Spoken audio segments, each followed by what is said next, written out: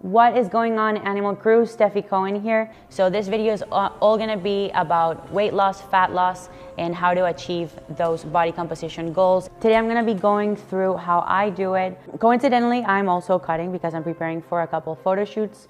So this video actually works out. The first thing that you have to keep in mind is that the main rule when it comes to weight loss and fat loss is being in a calorie deficit. So in order for you to find out how many calories you need to be consuming in order to be in a calorie deficit, you can either use a calorie calculator online using the Harry's Benedict formula, or you can go by trial and error. But the most important thing is that you have some sort of data you can reference back to so that you can make the changes that you need to make in order to get the results that you want. If you have the formula and you have the amount of calories you need to be eating, next step is weighing yourself every day and seeing how your calorie consumption equates to your weight loss, weight gain, or maintenance. So you have to be able to reference back to the scale to see if what you're doing is working. If it's not, if the scale's not moving, you have to reduce your calorie intake or increase the amount of exercise that you do in a day, or increase the amount of movement that you do in a day via walking more, fidgeting more, stepping more, getting up more during the day. So those are the two parts of the equation that you really gotta control. How much energy is coming in, how much energy is going out.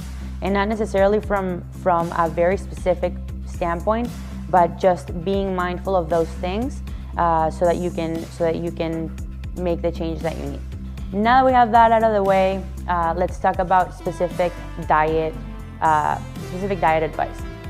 You know, I am a big proponent in making sure that the diet that you choose fits your lifestyle and your food preferences more than you picking a diet at random that's most likely a fad diet and not being able to stick to it because either your lifestyle doesn't align with it, either because you're starting to crave certain foods that you've purposefully removed from your diet in order to adhere to this one particular method.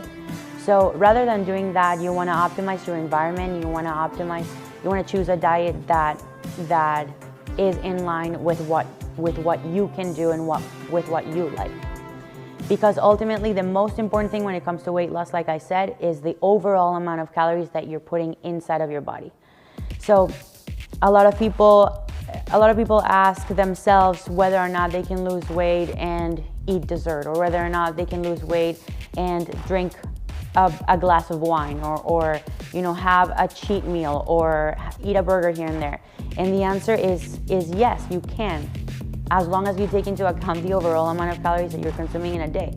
In fact, there's research that shows that when we control all of the calories that go in, so there was a group of athletes that was kept in a lab for a week, and they were given nothing but junk food. I think it was McDonald's, nothing but junk food.